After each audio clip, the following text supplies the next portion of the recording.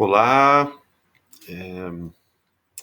nós estamos hoje para dar continuidade a essa reflexão complementar que nós temos desenvolvido em relação às unidades de aprendizagem da disciplina Sociologia Geral e Jurídica do curso de Direito da Universidade Católica de Santos.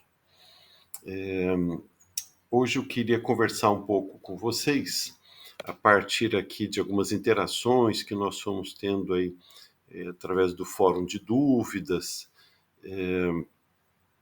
enfim, detectando, né, alguns pontos que às vezes ficam um pouco obscuros na compreensão, né? Vocês têm um material muito bom, né? Dá para acompanhar perfeitamente aí o material que está disponível no Moodle.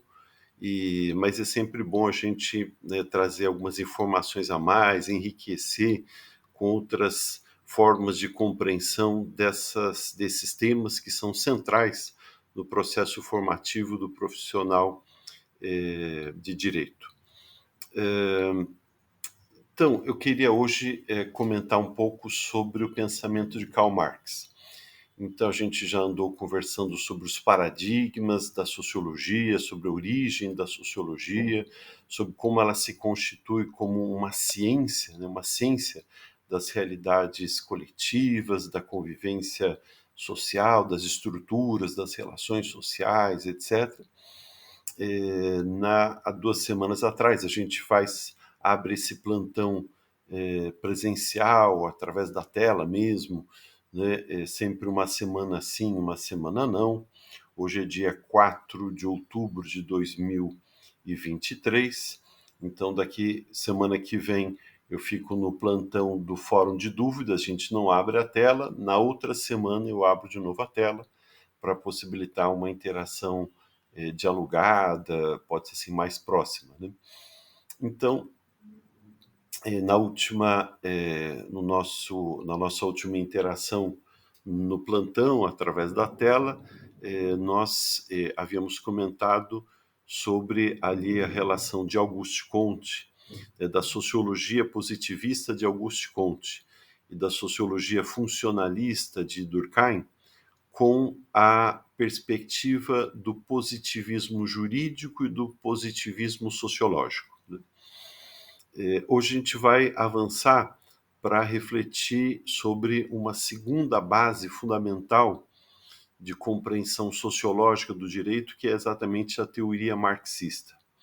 Então, a teoria marxista ela tem diversos desdobramentos e ela tem uma forte impactação na maneira como nós compreendemos o direito enquanto um fenômeno social, enquanto uma realidade que organiza a vida coletiva. Então, nesse sentido, a contribuição que a teoria de Karl Marx traz para o direito ela é fundamental para gerar exatamente uma perspectiva mais crítica em relação ao próprio direito, né?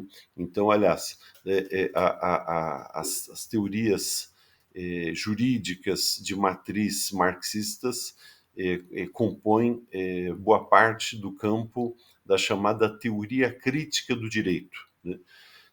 E hoje a gente vai, então, explorar um pouco, tanto, digamos assim, esse núcleo de construção dessa teorização sociológica, né, ou seja, o pensamento de Karl Marx, como também procurar relacionar com alguns temas fundamentais que estão presentes hoje na compreensão sociológica do direito.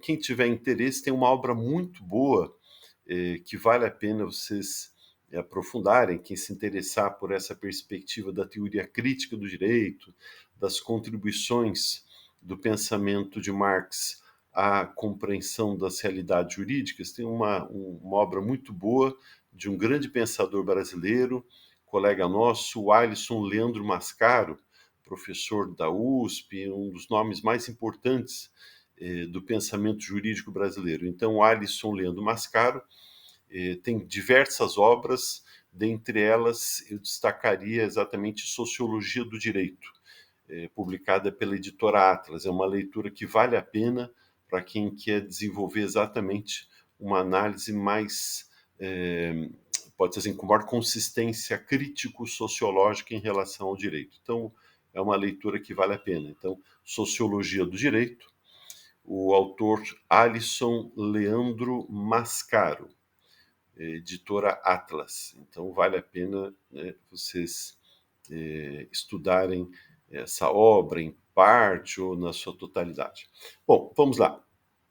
O Karl Marx, ele é um dos autores mais importantes na constituição das ciências sociais. É um autor que transita, pode-se assim, de uma forma extremamente relevante, trazendo contribuições significativas a pelo menos 3 grandes áreas do conhecimento humano, que são a própria sociologia, a ciência econômica e a filosofia.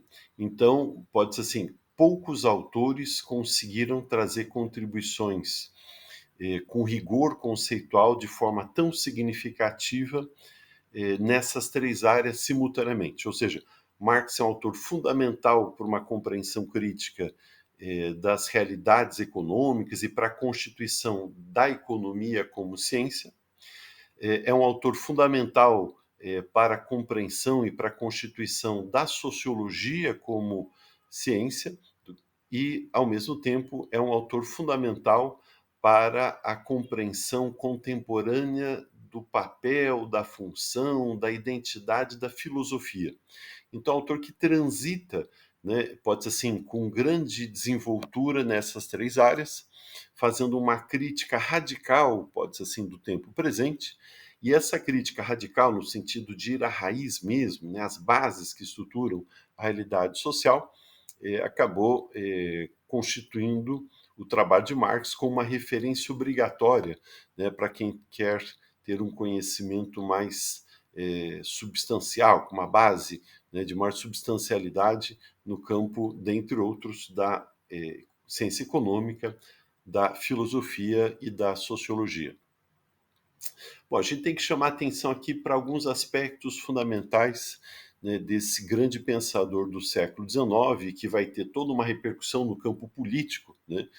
Já no século XIX, é um dos signatários, né, quer dizer, ele juntamente com Friedrich Engels, é o signatário do Manifesto Comunista, tem uma obra com uma repercussão muito grande no campo da ciência econômica, que é o Capital, mas a obra de Marx é bastante extensa e ela traz algumas contribuições fundamentais para uma compreensão crítica da sociologia e também do direito, né, na perspectiva da compreensão sociológica do direito. Bom, em primeiro lugar, é importante a gente observar este núcleo filosófico fundamental do pensamento de Marx. Marx ele está sofrendo a influência de um outro grande pensador que foi que foi Hegel. O Engels, seu companheiro, pode ser assim, né, de produção literária. Então, Friedrich Engels, ele produz junto com Friedrich Engels uma série de obras, mas pode ser assim, a sua influência mais determinante vem de Hegel, né, que foi um grande filósofo também de origem alemã e que pode ser assim, gerou um debate, né, significativo. Né? Alguns entendem que a partir de Hegel a filosofia não se constitui mais da mesma forma. Né? Hegel ele vai trazer uma grande atualização, desenvolvimento de uma lógica filosófica dialética. Né? Então, a dialética é uma forma de compreender a realidade a partir do movimento, da tensão, dos conflitos, das contradições.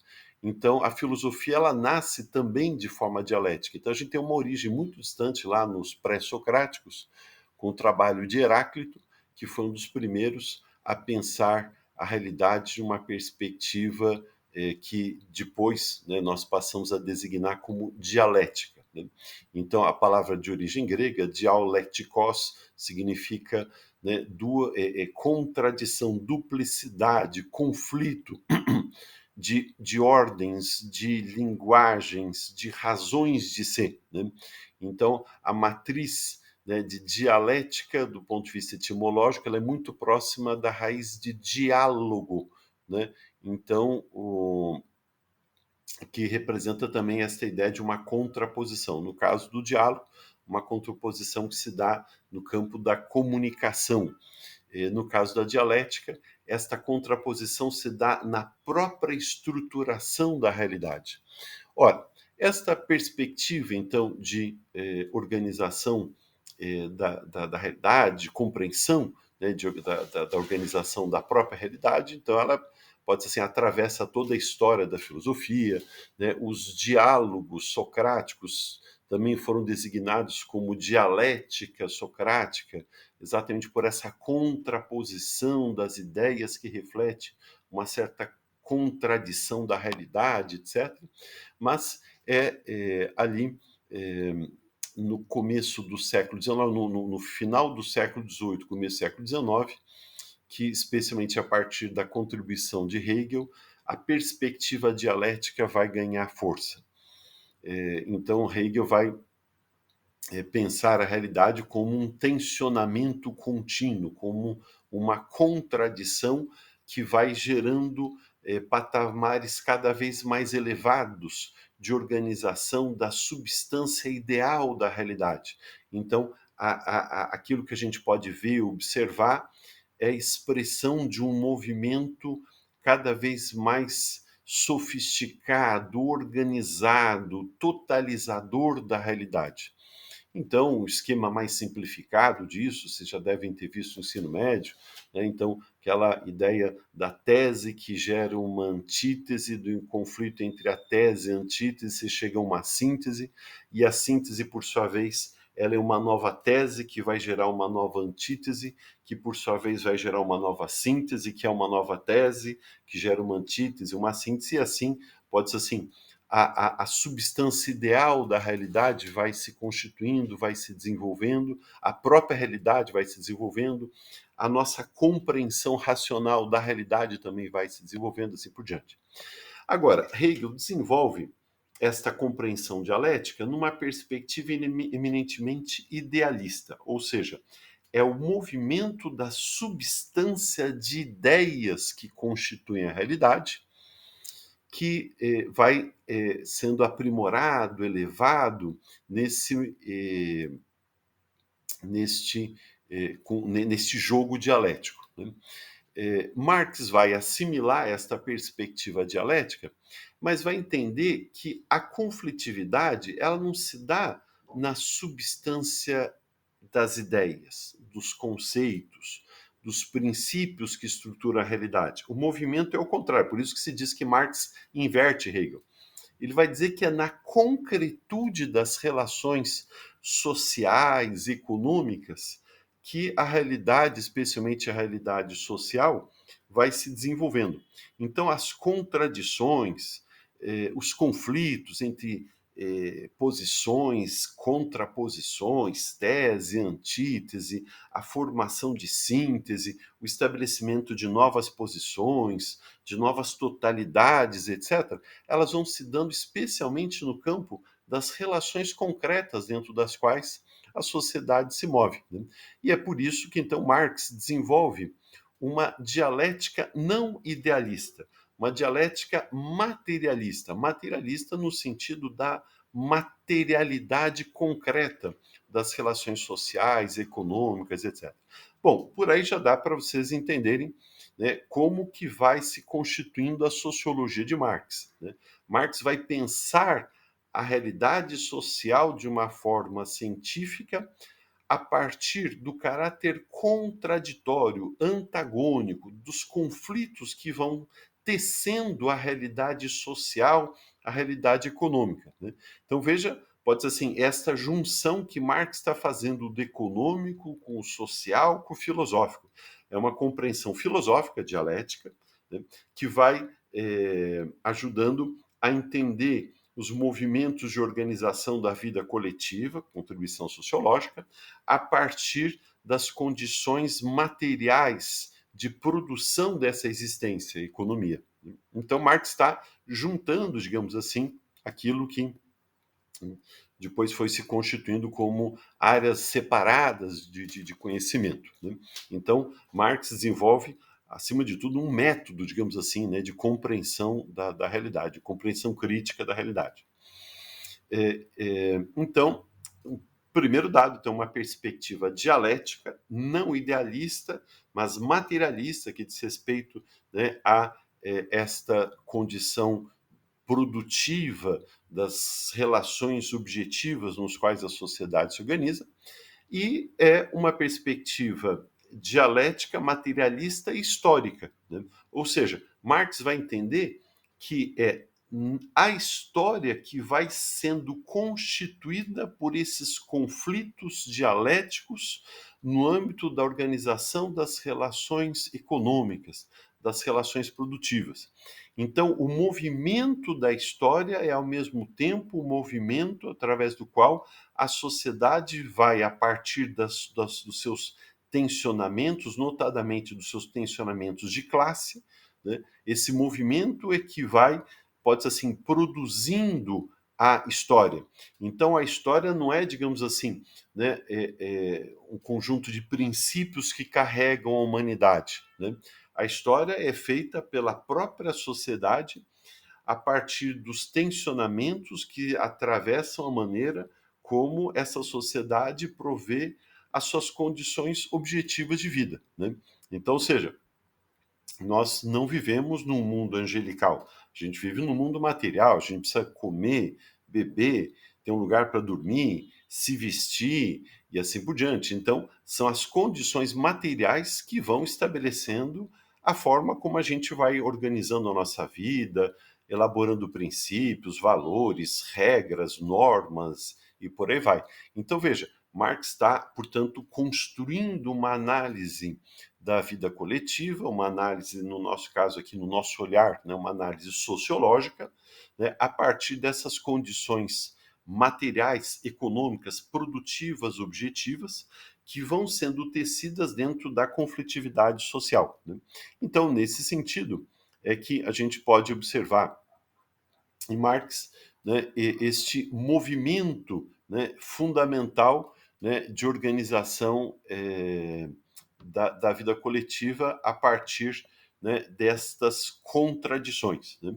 Sendo mais objetivo, ou exemplificando um pouquinho melhor, né, então Marx vai entender que, por exemplo, se a gente voltar na história, né, a conflitividade de classe vai estabelecendo o desenho da história. Mais especificamente, os modos de produção pelos quais a gente organiza a nossa vida coletiva, organiza materialmente a nossa vida coletiva, vão estabelecendo o desenvolvimento da história. Né? E esses modos de produção, eles podem ser modos de produção classistas ou não classistas. Né? Ou seja, você pode ter um modo de produção eminentemente coletivista, né? Basta a gente pensar um pouco aqui nas comunidades indígenas, que são, pode ser assim, os verdadeiros proprietários, né, do território no qual foi construído, né, foi inventado o Brasil. O Brasil é uma invenção de 500 anos em cima de um território que já tinha donos, né, que são os povos indígenas. Então, aqui, portugueses, os colonizadores europeus ocupam esse território, matam, escravizam, controlam, etc., e constitui isso que é o Brasil. Né?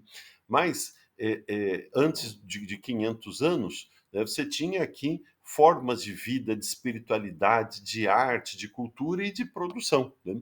E essas comunidades indígenas originárias, diga-se passagem, né, recentemente, de forma muito correta, interpretando o artigo 231 da Constituição, o Supremo Tribunal Federal jogou por terra aquela tese, né, absolutamente inaceitável do marco temporal, né, ou seja, só reconheceria como terras indígenas, né, aquelas que estivessem ocupadas em 5 de outubro de 1988, né, que é a data da nossa Constituição. E sendo que naquele momento, né, pode ser assim, que as comunidades indígenas, né, já tinham sido expulsas durante um longo processo que se acentuou durante a ditadura militar. Elas foram expulsas dos seus territórios tradicionais, né? Então seria um absurdo, né, negar, né, esses 500 anos, esses 488 anos, pode-se assim, de violência contra os povos indígenas. Mas aqui foi só um comentário para lembrar. Veja, muito antes da chegada dos colonizadores europeus, as comunidades indígenas tinham modos de produção que estavam diretamente conectados, né, à coleta, mas também ao cultivo, pode-se assim, né, de determinados produtos na natureza, mas não tinham uma estruturação classista, né?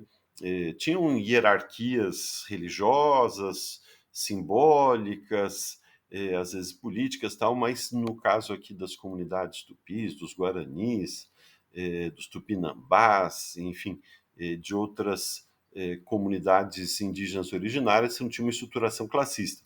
Diferente da Europa. A Europa, há 500 anos atrás, estava ali, né, digamos assim, já quase no esgotamento, né, do modo de produção feudal, já começava a se constituir outro modo de produção, que é o modo de produção mercantilista, que na realidade é ali transitório entre o modo de produção feudal e o modo de produção capitalista.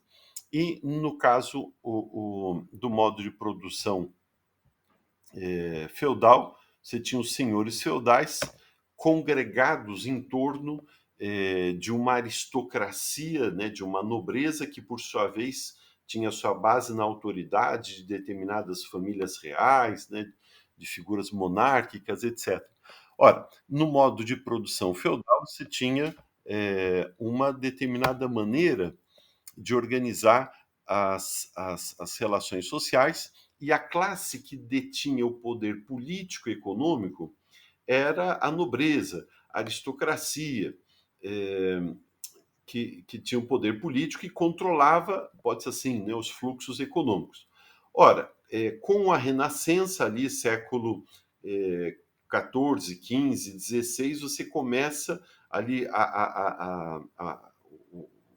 o modo de produção feudal começa a sofrer o impacto do desenvolvimento dos burgos, dos centros urbanos, que passam a ter uma atividade comercial, uma atividade financeira muito intensa, né? Você vai tendo ali no século XV, XVI, né? Por exemplo, Florença, Veneza, etc., como já centros ali de uma atividade produtiva na qual vão se destacando outros atores que têm um poder econômico que constituem, que concentram o capital, né? E aí você passa a ter a configuração de uma outra classe social com poder econômico, que é a burguesia, e a burguesia começa a conflitar com a nobreza, e esse processo, depois, na Revolução Gloriosa na Inglaterra, depois, mais para frente, um pouco na Revolução Francesa, a burguesia, que já tinha o poder econômico, passa a ter também o poder político, né? Ora, e aí você começa a configurar um outro modo de produção. O modo de produção capitalista é o modo de produção no qual a classe que exerce o domínio é a burguesia. Então, após lá, um conflito dialético entre nobreza e burguesia, entre estruturas do velho regime e do novo regime, você vai tendo a configuração de uma outra realidade social, né? Antes, né, a conflitividade social estava marcada pelo domínio da nobreza para a aristocracia, e no modo de produção feudal é a burguesia que exerce esse domínio. Após o conflito entre essas classes, você tem o estabelecimento de um outro modo de produção. Você passa do modo de produção feudal para o modo de produção capitalista. Ora, e depois, pode ser assim, o modo de produção capitalista vai configurando-se cada vez mais como também estruturado uma conflitividade de classes entre aqueles que detêm o capital e aqueles que, não tendo capital, vendem o trabalho, né?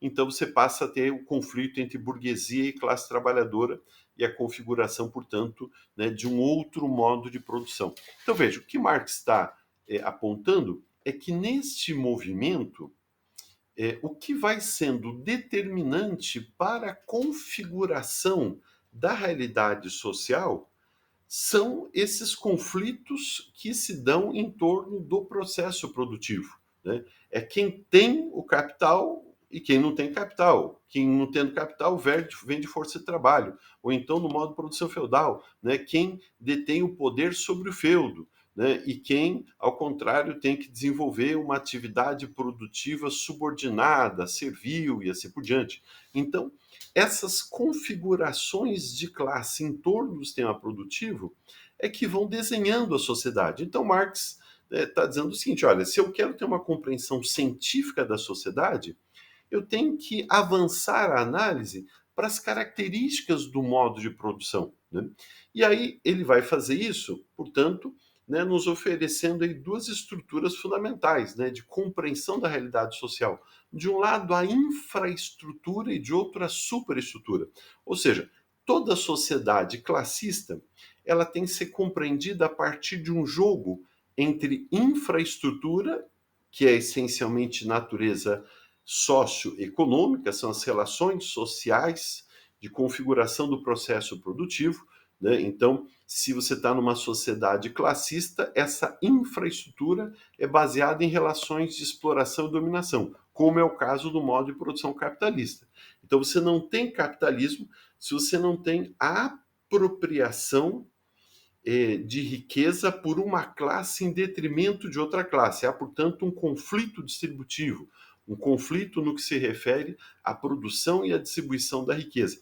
Então, uma classe, um modo de produção classista, necessariamente, ele tem uma base, uma infraestrutura eminentemente exploratória e baseada na dominação de classe. Ora, para que a sociedade consiga, pode-se assim, se manter, né, vão sendo necessárias instituições, estruturas que não são econômicas, mas que garantem a manutenção dessa infraestrutura econômica. Então, a infraestrutura socioeconômica vai ser garantida por uma superestrutura, né, o que está acima, uma superestrutura sociocultural, sociopolítica, sociojurídica e assim por diante. Então, você vai tendo um desenho da sociedade a partir de instituições que têm a função precípua, a função própria de manter, garantir aquela forma de funcionamento do modo de produção, ou seja, de garantir o funcionamento da infraestrutura. Resumindo, para Marx, eu só consigo entender o que acontece numa sociedade se eu, entender que a sociedade é resultado de um processo histórico. 2, que esse processo histórico é conflitivo, é dialético. 3, que a dialeticidade, que a conflitividade básica dessa sociedade se dá em torno das relações de produção econômica. 4, que as sociedades divididas em classe se constituem a partir de um tensionamento socioprodutivo que se dá em dois níveis: na infraestrutura econômica ou socioeconômica, que produz uma superestrutura cultural, política, comportamental, jurídica, etc., que vai garantir a manutenção, a forma de ser daquela infraestrutura. Então, ou seja, Marx está nos dando uma chave de análise essencialmente crítica, ou seja, eu só consigo entender o que está acontecendo nas instituições sociais, então família, escola, arte, religião, direito, relações políticas, etc., se eu fizer a análise retroagir, né, mergulhar para algo que não está nessas mesmas instâncias, mas que dá o formato, né, para usar uma linguagem da linguagem digital, que formata, né, essas instituições. Então, uma coisa é a família numa sociedade, por exemplo, medieval, que era baseada no modo de produção feudal. Então, a família instituição superestrutural.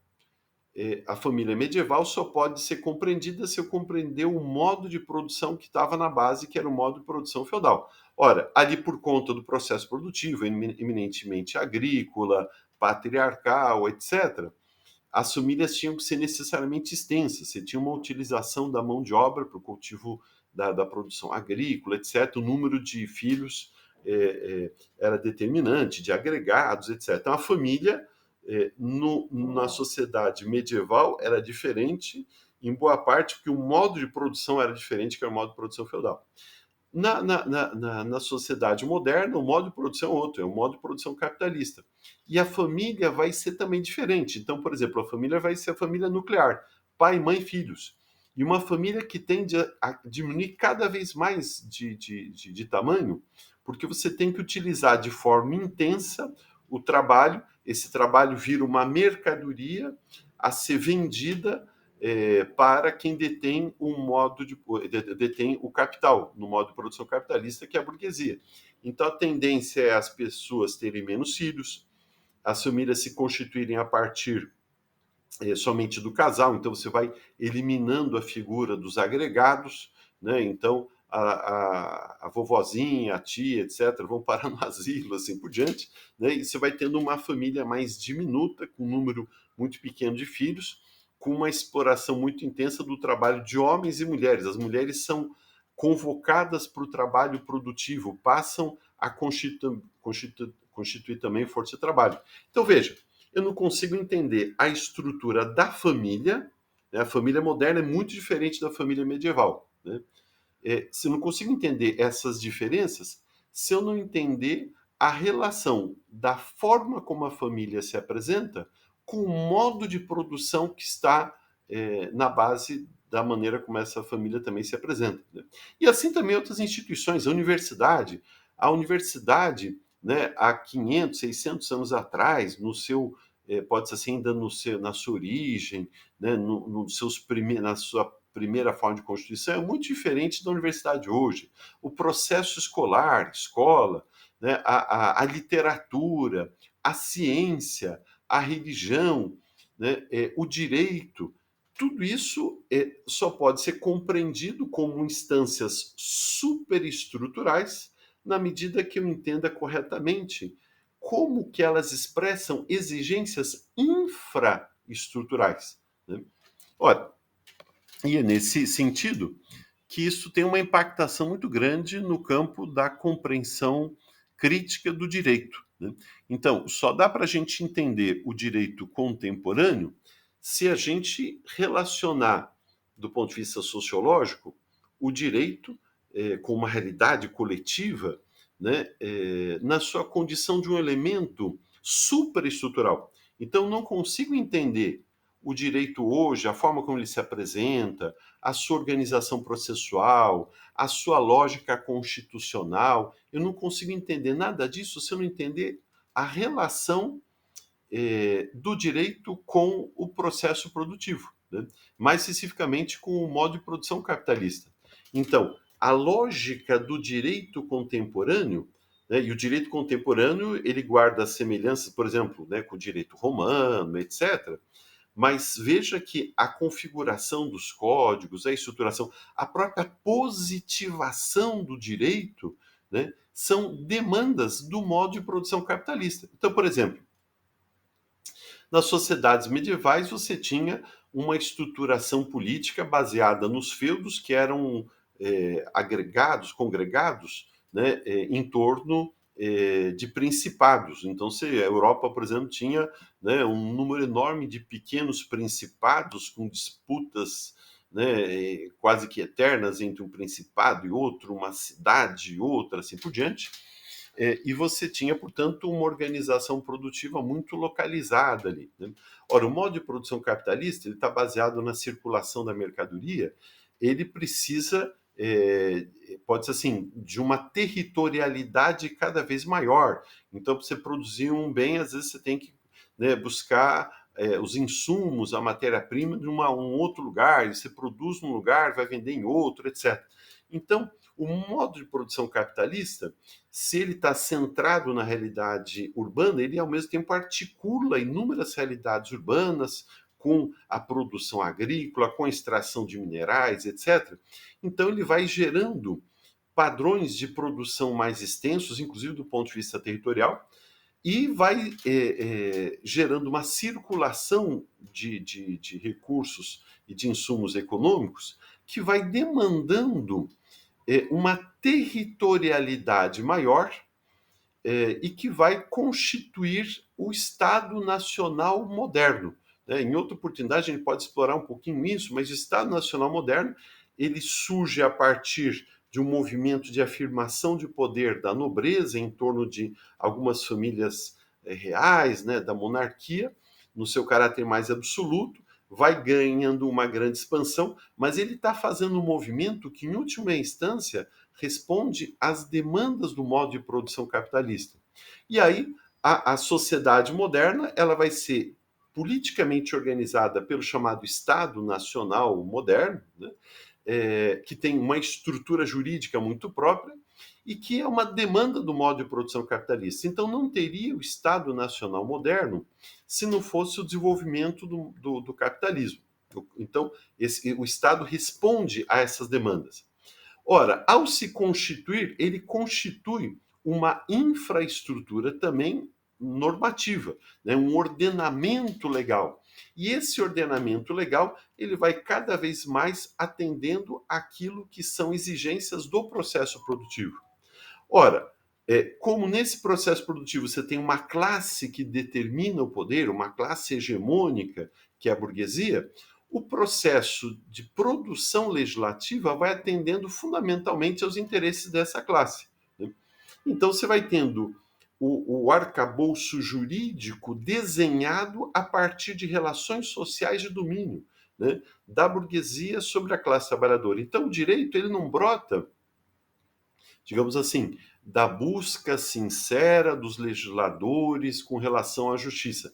Ele brota das demandas concretas que se dão no contexto das disputas de classe, em torno do processo produtivo e que vão, pode ser assim, né, as classes que têm, a classe que tem maior poder, a burguesia, vai então ter condições de formatar o processo legislativo, de desenhar a organização do Estado. E o direito é exatamente isso. Né? O direito viabiliza essa organização do Estado, o direito, especialmente o direito positivista, que é o que vai se consolidar ali, especialmente do século XIX para o século XX, ele vai normatizar uma série de exigências que, em última instância, são exigências da burguesia no exercício do seu poder no contexto do modo de produção capitalista. Então, veja, se a gente tivesse tempo, a gente podia explorar muito mais isso. Eu estou tentando ser ao máximo aqui sucinto, né? Mas a contribuição de Marx ela é fundamental se a gente quiser ter uma visão crítica do direito. Eu só vou entender o direito se eu, do ponto de vista sociológico, se eu compreender em que medida que ele é a expressão desse conflito de classes. E na perspectiva de Marx, especialmente do exercício do domínio de classes que é efetivado pela burguesia. Né? Então, a forma como, por exemplo, a gente regulamenta a propriedade privada, a forma como a gente estabelece processos tributários, né, de tributação, a maneira como a gente dá forma às relações civis, a maneira como a gente tece os princípios constitucionais, tudo isso acaba sendo um reflexo da maneira concreta como a gente organiza a nossa vida material.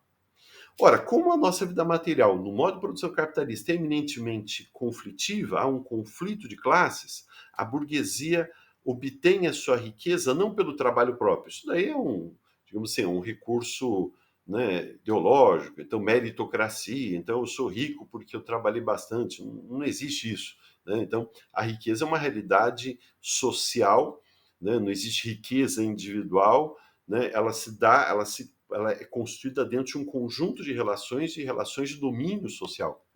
Então, nesse sentido, a burguesia ela obtém a sua riqueza. Marx vai teorizar isso em torno, por exemplo, do conceito de mais-valia, né? Então, como que o lucro obtido pela burguesia, pela classe que detém o capital, é decorrente de uma relação de exploração da classe trabalhadora.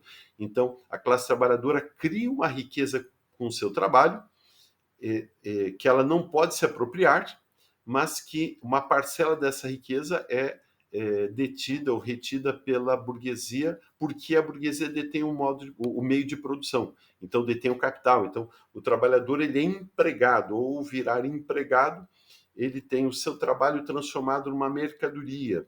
E a lógica sistêmica do modo de produção capitalista faz com que essa mercadoria seja sempre subremunerada. Então, você, como trabalhador, você nunca vai receber a totalidade da riqueza objetiva que você produziu. Você vai sempre receber uma parcela.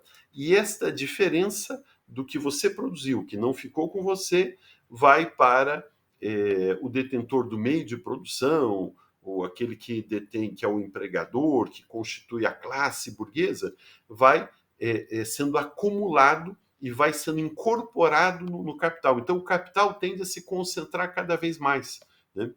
Num processo contínuo, pode-se assim, de exploração da classe trabalhadora. Então, quanto mais a classe trabalhadora trabalha, mais ela gera um excedente de riqueza que não fica com ela, que vai para a classe que detém os meios de produção, que é a burguesia. Esse processo, dizia Marx, né, vai tornando a sociedade cada vez mais desigual. E na leitura de Marx, essa desigualdade social iria, em algum momento, eclodir num processo revolucionário, né, assim como chegou um momento que a burguesia se rebelou contra a exploração que a nobreza exercia sobre ela e inaugurou um outro modo de produção, o modo de produção capitalista, e derrubou o modo de produção feudal. Na visão de Marx, a classe trabalhadora cada vez mais explorada, chegaria um momento que ela se rebelaria contra a exploração, inauguraria um novo modo de produção, um modo de produção não classista, um modo de produção no qual a classe trabalhadora pudesse se apropriar da totalidade da riqueza que ela estaria sendo produzida. Isso se daria, no primeiro momento, por uma forte intervenção do Estado, né? Então, um Estado a serviço da classe trabalhadora, a serviço de construção de relações sociais igualitárias, a serviço do processo de distribuição ou de devolução da riqueza para o conjunto da sociedade que a produziu, e chegaria um momento que a própria estruturação do Estado seria superada, né, na medida que se chegasse a uma sociedade que não teria mais relações de domínio. Ou seja, Marx entende que o Estado moderno, ele foi se constituindo como um instrumento de dominação da burguesia. Quando você consegue superar essa dominação, essa exploração, o Estado deixa de ter razão de ser. Aí a sociedade consegue se organizar de forma autogestionária, de forma cooperativa, de forma participativa, democrática e assim por diante. Então, a teoria jurídica marxista, pode ser assim, é importante observar isso, quer dizer, você tem uma primeira instância de crítica, né, sociológica do papel que o direito ocupa numa sociedade classista. Depois você tem uma segunda formulação sobre o papel que o direito deveria desenvolver no cenário de um Estado socialista, de um Estado que devolve para a sociedade a riqueza que ela produziu, que empodera os trabalhadores, que devolve para os trabalhadores o capital e assim por diante. E você tem um terceiro cenário no qual o Estado deixa de existir, né? Aí, portanto, a produção normativa passa a ser uma produção autogestionária, colaborativa, igualitária, cooperativa, etc. Então, é uma teoria muito interessante também para a gente pensar os horizontes possíveis de desenvolvimento do direito, né? Então, em suma, a gente teria aqui, né, muitas outras temáticas para explorar, por exemplo, né, só para não deixar de falar a respeito do conceito de fetichização e de reificação, né? Ou seja, Marx vai dizer, olha, na medida em que a classe trabalhadora vai sendo explorada pela burguesia, ela vai constituindo um universo de riquezas, de objetos de desejo, de referências, que passam a gerar uma espécie de enfeitiçamento. Ou seja, como que o modo de produção capitalista se mantém? Essa superestrutura, ela tem uma dupla função, uma função repressiva e uma função ideológica, né? Então, na função repressiva, polícia, exército, né, os tribunais, a lei são elementos que forçam a classe trabalhadora a se submeter à exploração exercida pela burguesia. Então, são elementos do Estado eminentemente repressivos. Mas também, essa organização classista da sociedade, ela vai se perpetuando através de elementos ideológicos. Ideologia em Marx é uma explicação da realidade que justifica a dominação social. Então, nesse sentido, a classe trabalhadora, se revoltar contra um processo de exploração, vai sentir, pode ser assim, a mão violenta do Estado, da repressão, da cadeia, do processo, etc. Mas esse processo é sempre precário, Marx observava, né? Então, um modo de produção baseado em estruturas eminentemente repressivas, sendo ele classista, sendo ele contraditório, tensionado, ele tende a não sobreviver muito. Então, o modo de produção capitalista, ele produz conteúdos ideológicos, ou seja, ele gera convencimento naqueles que são explorados, que tentam justificar o seu processo de exploração, né? Isso os modos de produção classistas sempre geraram. Então, o modo de produção feudal, né, o poder dos seis era justificado por uma vontade divina, né? Então, se chamava Deus, a religião, como um elemento para justificar o poder exercido pela monarquia, pela aristocracia, e as pessoas eram transformadas em súditos, e esta condição da subordinação do súdito, da soberania do rei, era legitimada ideologicamente por conceitos religiosos, etc. O modo de produção capitalista, ele vai tentar utilizar a religião também para isso, mas ele vai também utilizar outros conteúdos, né, de convencimento, a arte, a literatura, etc., podem gerar sentimentos, convicções, concepções de vida, princípios, valores que legitimam a dominação e a exploração capitalista.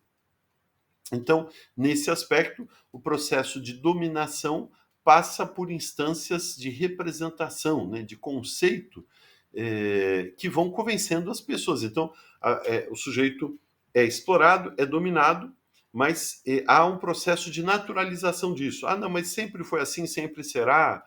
Ou então, hoje eu sou explorado, mas amanhã eu vou ficar rico porque eu me empenho, olha lá, meritocracia, eu vou estudar, vou me empenhar, daqui um pouco eu faço parte do mundo da riqueza, então não tem por que eu contestar essas relações de exploração da classe trabalhadora e tal, porque eu sou esforçado, eu sou empenhado, então amanhã eu vou vencer e vou precisar também, pode ser assim, explorar os outros para enriquecer, etc. Ou seja, você vai produzindo conteúdos que legitimam, que naturalizam, né, hierarquias sociais. Então, são aparatos ideológicos. Dentre esses aparatos, né, há o próprio encantamento, o enfeitiçamento que o capitalismo gera nas pessoas. Então, o mesmo capitalismo que explora o trabalhador de um lado, faz com que o trabalhador fique absolutamente encantado dentro de um shopping center. E que ele queira trabalhar cada vez mais, aceitar cada vez mais a regra do sistema, para algum dia conseguir ter uma inserção cada vez mais, pode ser uma inserção mais vigorosa no mercado de consumo. Então, pode ser assim, as pessoas vão sendo envolvidas, né, por uma lógica ideológica, né? Então, ele vai dizer, olha, a riqueza aparece no modo de produção capitalista como um fetiche, né? O fetiche, a palavra vem de... a matriz é a mesma de feitiço, né? De enfeitiçamento. Então, é como se a riqueza no modo de produção capitalista aparecesse como que brotando do nada, né? É porque as coisas são assim, é a natureza, é o processo histórico, né? Há um fluxo natural que gera essa concentração da renda. Então, a riqueza concentrada, acumulada, o poder econômico da burguesia aparece como algo enfeitiçado, que inclusive enfeitiça, que gera admiração. Então, o dominado admira o dominador, o explorado admira o explorador e assim por diante.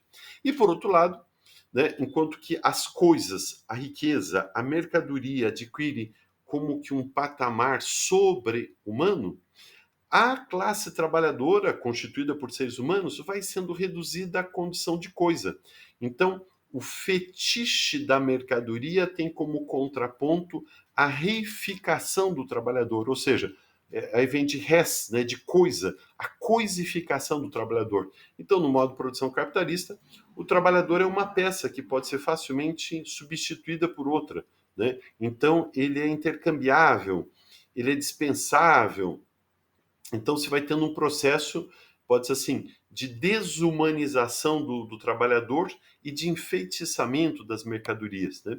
Aí você vem o direito vai reforçar essas estruturas. O direito trabalhista, o direito do consumidor vão, de alguma forma, fazer com que essa estrutura de funcionamento, o modo de produção capitalista, continue. Né? E esta ordem social se mantenha. Então, enfim, né, só trouxe aqui alguns pontos de forma muito breve, simplifiquei um pouquinho para facilitar aí a compreensão, né, mas vale a pena vocês explorarem. Com certeza, a pessoa pode, digamos assim, reconhecer maior ou menor valor analítico na teoria sociológica marxista. Você tem grandes sociólogos marxistas, tem grandes sociólogos que não são marxistas, são weberianos, durkheimianos, etc. Né? Mas a contribuição de Marx não pode ser ignorada. Né? Então, você não produz um conhecimento sociológico com rigor acadêmico se você ignorar toda essa teorização crítica que Marx oferece ao conhecimento da sociedade. E também você não se constitui um profissional de direito se você ignora, um profissional de direito crítico, se você ignora essas contribuições analíticas que Marx nos possibilita para a compreensão do direito. Ou seja, a pessoa pode concordar ou não com o modo de produção capitalista, pode estar mais enfeitiçado ou menos enfeitiçado, etc. Mas o fato o rigor analítico sociológico faz com que necessariamente o operador do direito ele consiga trabalhar com os instrumentos de análise que revelam este caráter eminentemente contraditório, conflitivo do modo de produção capitalista, ou seja, como que o direito é uma peça de reprodução de um modo de produção muito específico, né, no nosso caso, que é o modo de produção capitalista. Ou seja, não existe só o direito liberal burguês, né, existem muitas formas de a gente organizar a realidade do direito e a maneira como o direito se relaciona com a sociedade. O modo de produção capitalista produz um desenho de sociedade que demanda um tipo de direito. E a gente não pode confundir um tipo de direito com o direito em si mesmo, né? Ou com as diversas formas que o direito já apresentou e pode apresentar ao longo da história. Então, em suma, a teoria sociológica marxista é fundamental para, pelo menos, gerar um grau de criticidade elevado no profissional de direito, no operador do direito. Tá certo? A gente para por aqui. Peço que vocês acompanhem a leitura. Fica a sugestão lá do livro do meu colega Alisson Leandro Mascaro, uma obra fundamental, Sociologia do Direito, Alisson Leandro Mascaro, editora Atlas, e muitas outras obras. O Mascaro é bom porque ele faz, digamos assim, ele faz uma apresentação geral e vai dando para você, né, algumas chaves de leitura a respeito de diversas outras obras que ajudam a compreender a realidade do direito de uma perspectiva marxista, de uma perspectiva crítica. Então, vale a pena a leitura, seja você marxista ou não, mas é uma leitura fundamental, né? Essencial para que você constitua uma personalidade profissional enquanto operador de direito pautada por uma visão crítica. Né? Numa sociedade desigual como a nossa, marcada por injustiças tão grandes, um processo de marginalização social, de exclusão social tão graves, né? É fundamental que o operador de direito tenha uma leitura sociológica crítica. E para isso a teoria de Marx é fundamental. Um grande abraço a todas e a todos e até daqui 2 semanas, quando a gente abre de novo a tela para fazer aqui algumas interações. Até logo, até mais.